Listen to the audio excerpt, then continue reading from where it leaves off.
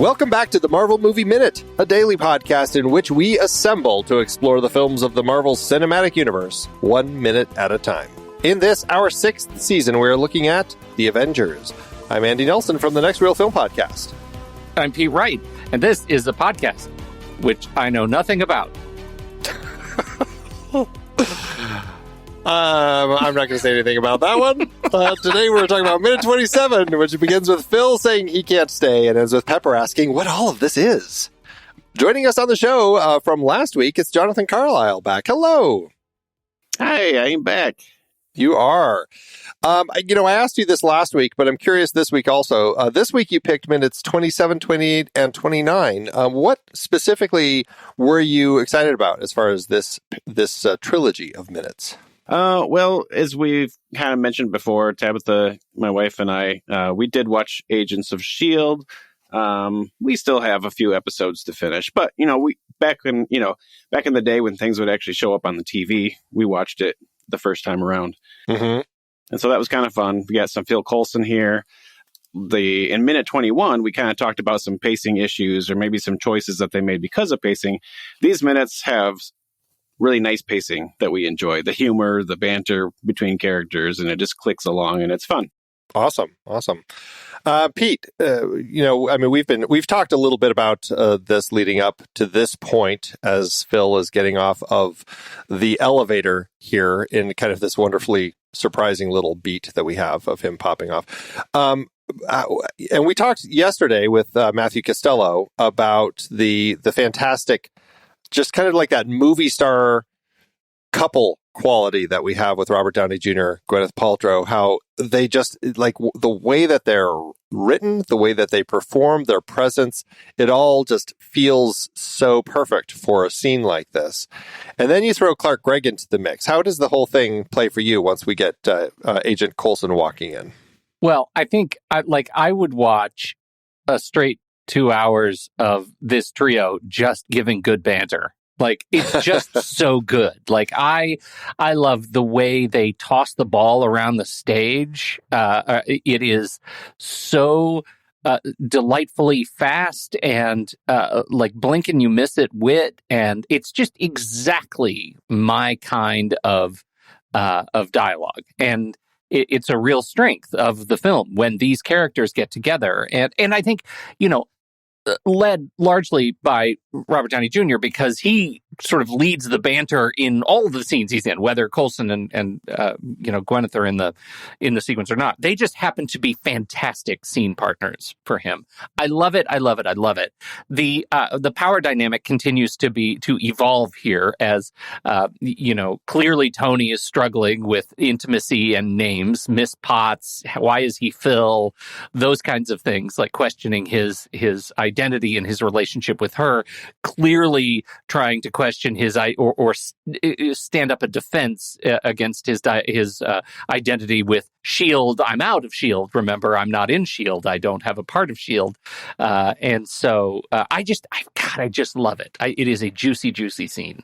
Jonathan, back when we talked about Iron Man, as I recall, I always think back to the moment when you and Tabitha sang Cool Guys Don't Look at Explosions for us. Mm-hmm. So that always helps me remember very specifically when you were on the show. So it was around that point in the film, minutes 70-something.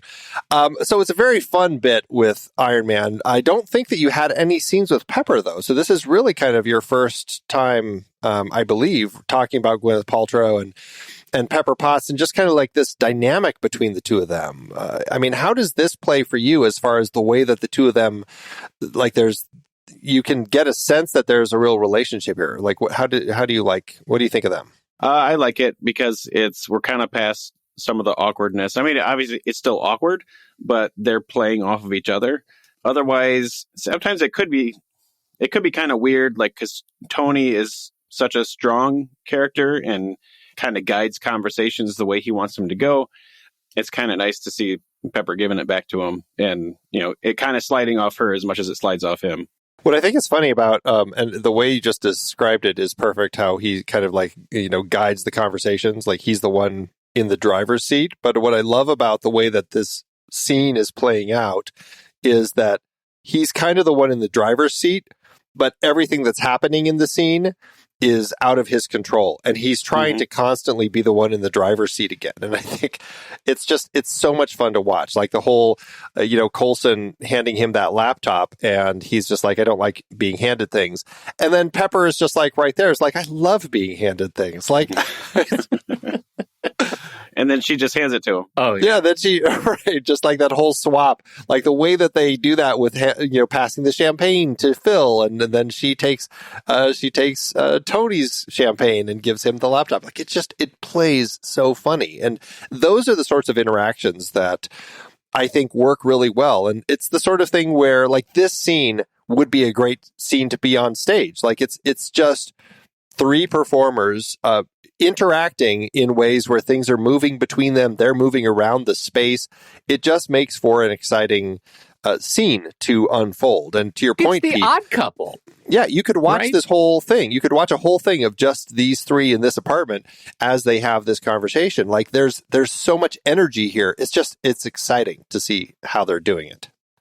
It is just as much a Neil Simon joint as it is like Dick Van Dyke. Like it is Aaron classic. Sorkin. Yeah, so it is just it has a really classic relationship feel, and I recognize that Gwyneth Paltrow has some controversial weirdness in her other lines of business, but this is the kind of scene play that she has that demonstrates she's really good at this job.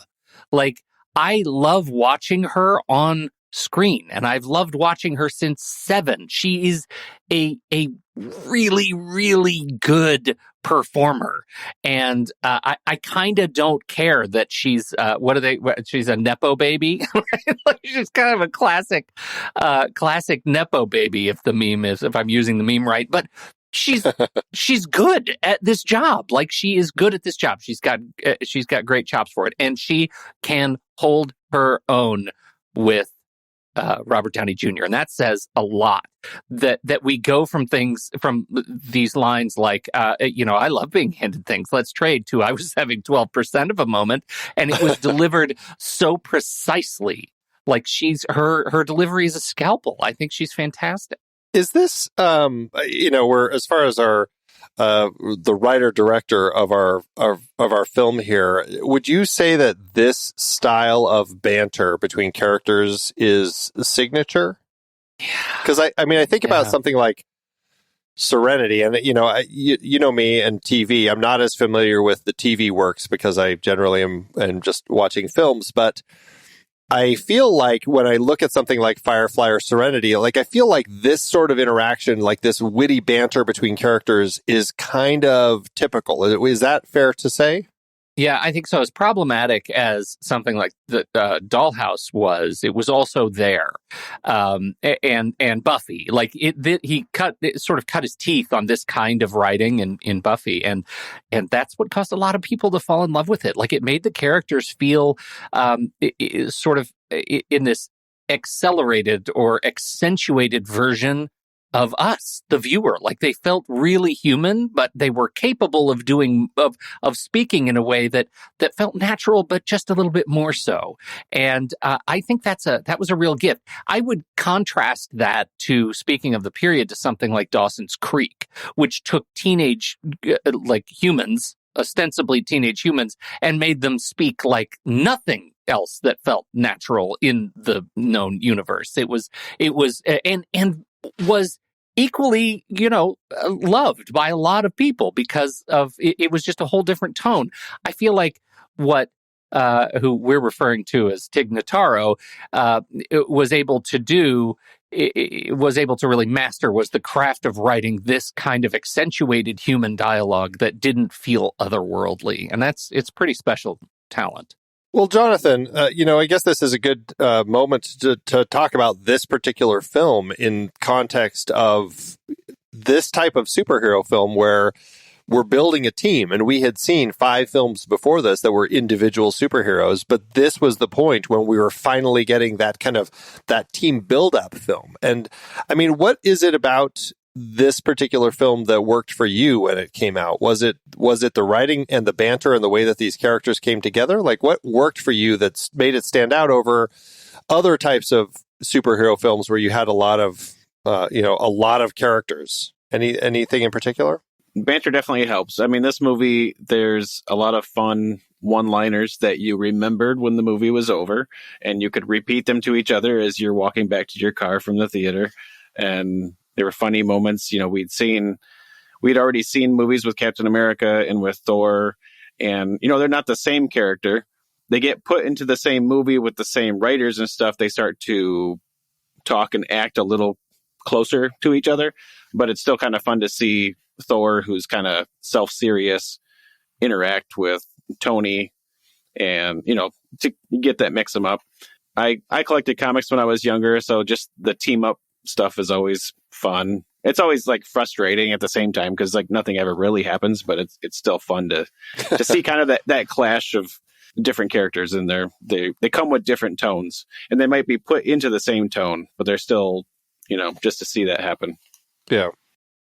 Are there other character pairs? Like I feel like between Last Minute and This Minute, there's been a lot of praise over the Tony and Pepper banter. Are there other characters, other moments throughout this film that really like stand out as far as like that banter between those two particular characters was just exceptionally put together? I mean, there's the time in the helicarrier, when Cap has his famous I know that reference. When there's just a lot going on. And, Thor's kind of out of place, too, a little bit because he's not from Earth. So there's some things he doesn't know. So that scene is pretty fun, too. Okay. I would add the first introduction of Tony Stark to the helicarrier when they walk into the command module area and he's putting the things all over the place, and he notes the guy playing Tetris who ends up actually playing Tetris, like Gallagher, I believe, right? Yeah, Gallagher, right? Those kinds of things are really great bits of sort of, those are sort of classic Easter eggy things, right? Like it's something for those of us of a certain age that makes that's both funny and wildly out of context, and I really appreciate that. I think the lab scene, and this is another one where we have Robert Downey Jr.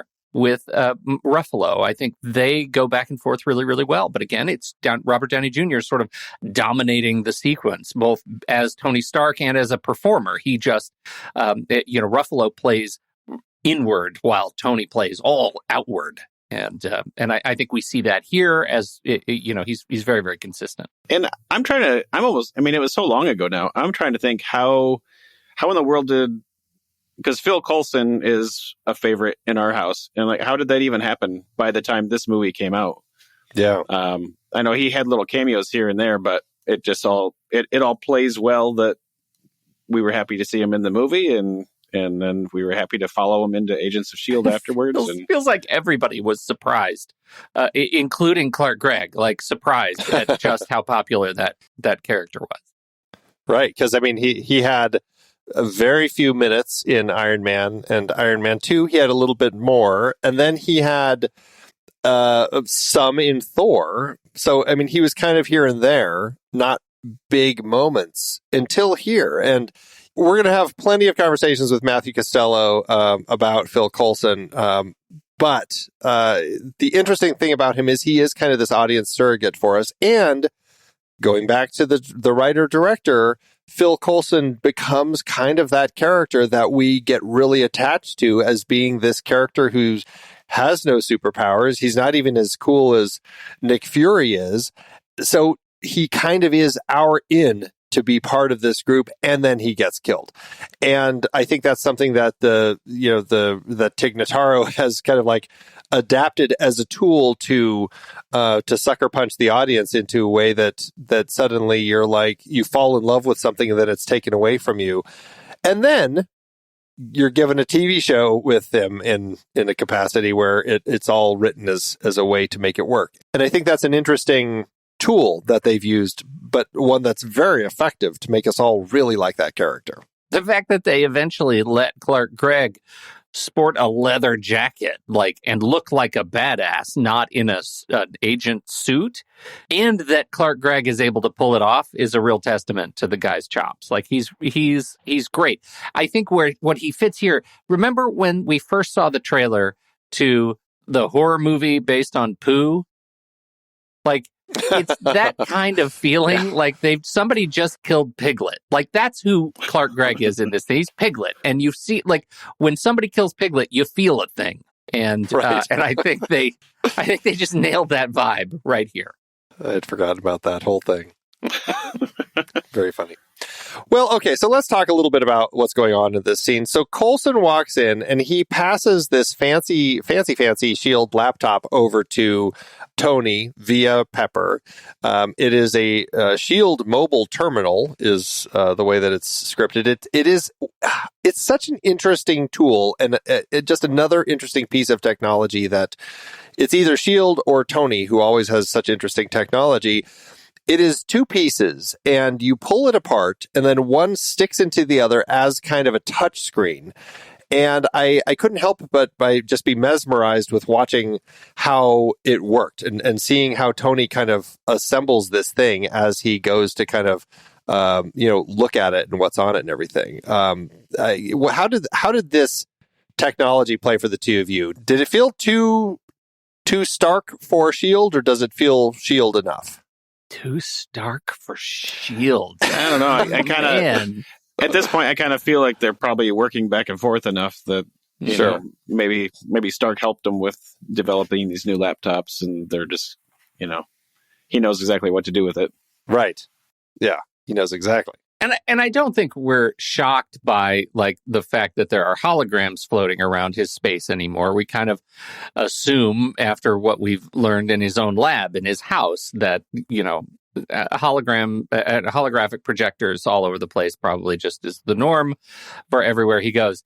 I think what works best about some of this technology, like they introduced this entirely new form factor of the slidey easel style computing device, and it's such a toss off. It's like tossed off as a joke. Like, nobody thinks this is a wonder of the universe that this exists, this amazing, cool, thin film kind of projected device.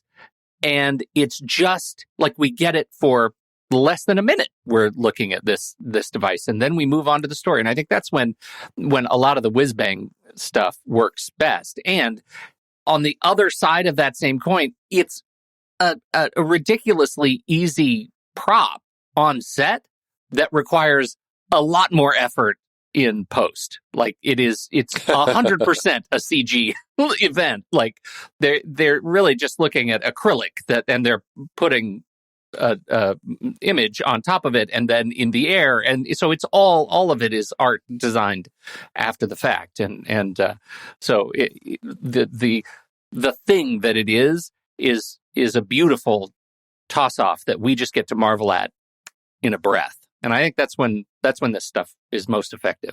It is cool. Like, I would like to play with that, but at the same time, sometimes you think like advanced technology shouldn't be more cumbersome.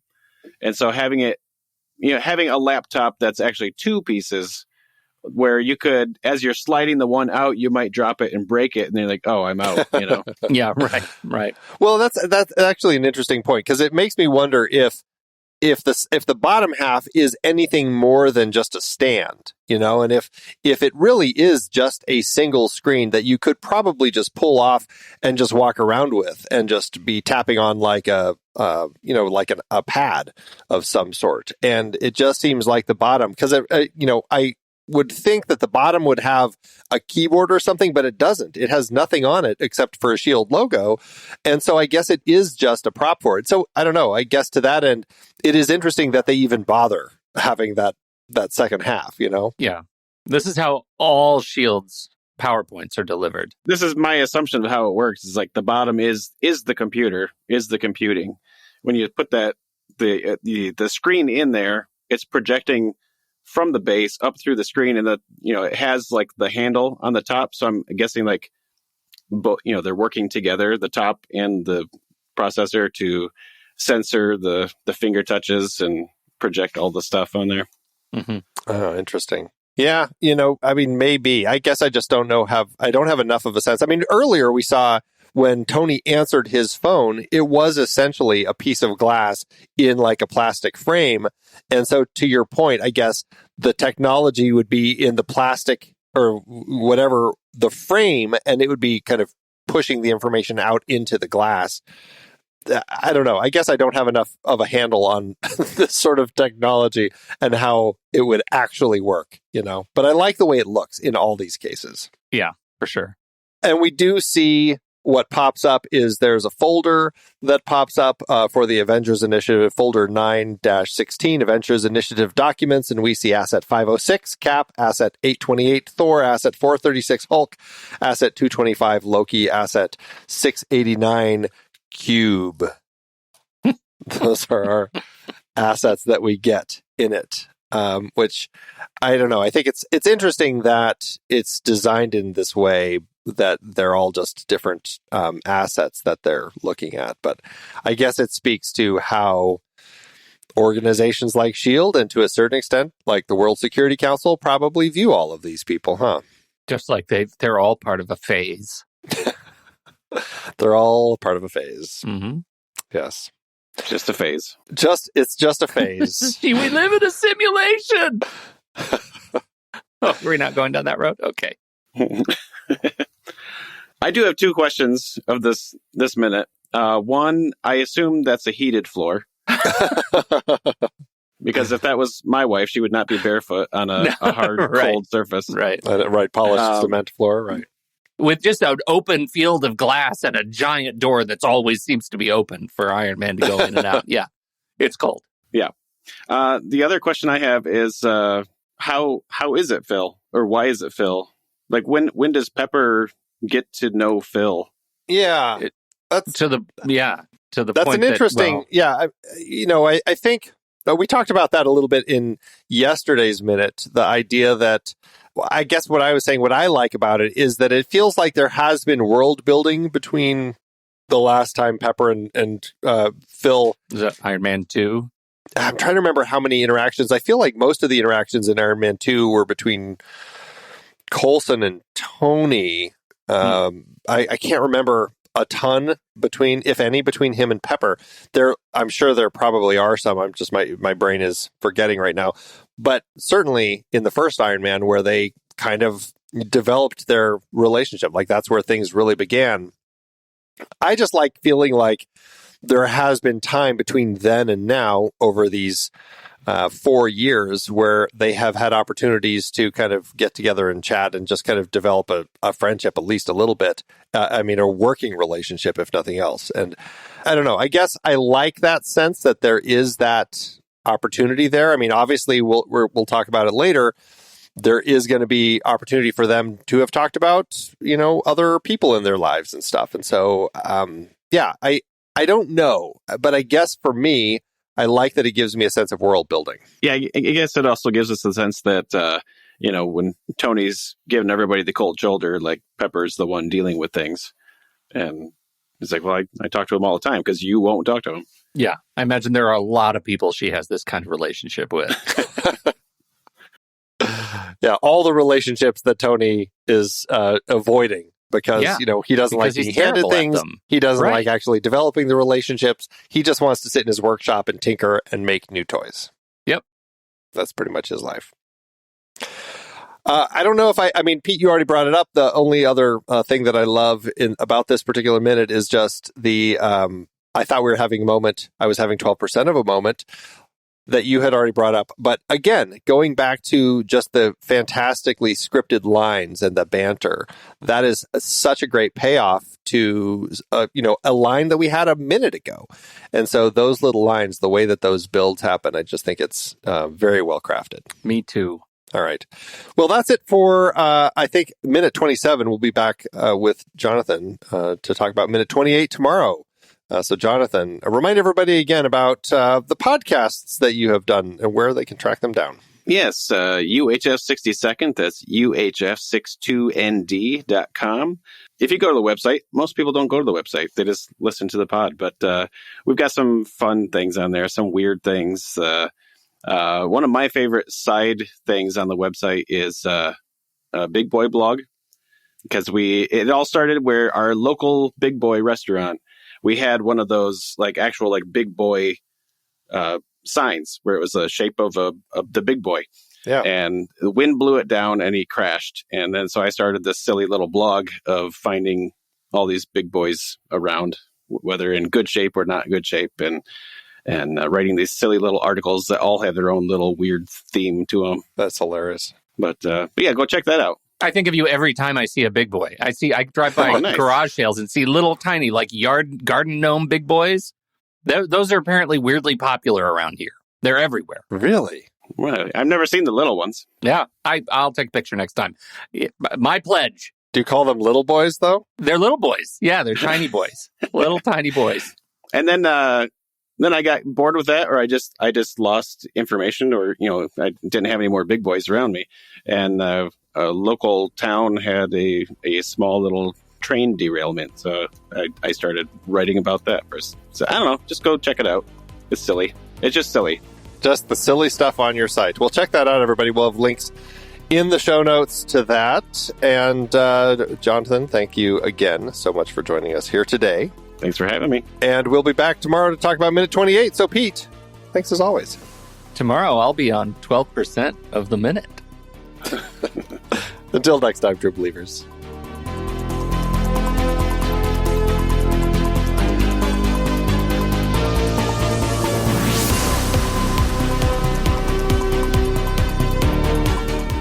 Marvel Movie Minute is a production of True Story FM, engineering by Andy Nelson. This season's music is Message to the World by Anthony Vega, and this season's show art is by Winston Yabo. Find the show at truestory.fm. If your podcast app allows ratings and reviews, please consider doing that for our show.